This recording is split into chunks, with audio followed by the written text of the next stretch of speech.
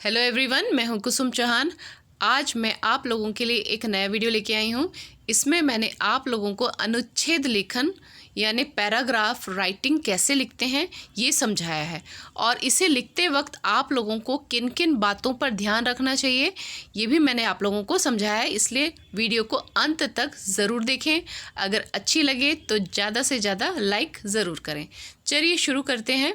मानव मन में नाना प्रकार के यानी अनेकों प्रकार के भाव विचार आते जाते रहते हैं।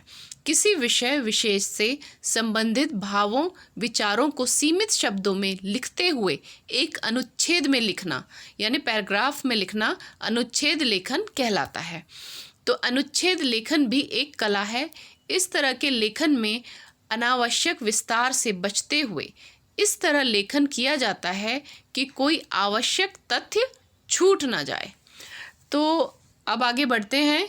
इनमें किन किन चीज़ों पे ध्यान रखना चाहिए। अनुच्छेद लेखन में निम्नलिखित बातों का ध्यान रखना चाहिए।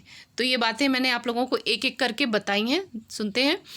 अनुच्छेद लेखन में मुख्य विषय से भटकना नहीं चाहिए, यानी जो आप लोगों को मेन टॉपिक दिया गया है उसी पर आप लोगों को अनुच्छेद लिखना है। व्यर्थ के विस्तार से बचने का प्रयास करना चाहिए। वाक्यों के बीच निकटता और संबद्धता होनी चाहिए।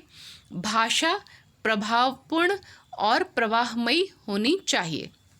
उसके बाद छोटे छोटे वाक्यों का प्रयोग करना अच्छा रहता है। तो आप इसमें यानी कि जो अनुच्छेद लिख रहे हैं उसमें छोटे छोटे वाक्यों का भी आप लोग प्रयोग ज़रूर करेंगे।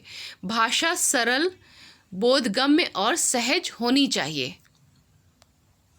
उसके बाद अनुच्छेद लेखन उतने ही शब्दों में करना चाहिए जितने शब्द में लिखने का निर्देश दिया गया है। यानी आप लोगों को जितने शब्द बोले गए हैं आप लोगों को उतने ही शब्द अनुच्छेद में लिखने हैं।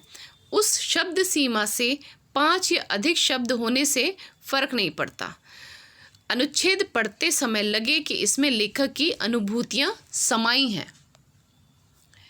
और अंत में आप लोगों को बताऊंगी कि आजकल परीक्षा में अनुच्छेद लेखन के लिए शीर्षक और इससे संबंधित संकेत बिंदु दिए गए होते हैं। इन संकेत बिंदुओं को ध्यान में रखकर अनुच्छेद लेखन करना चाहिए।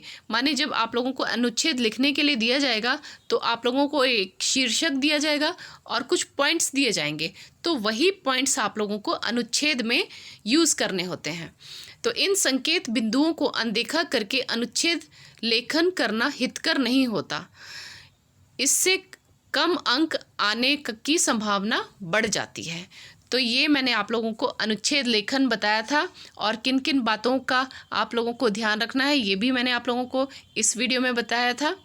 धन्यवाद।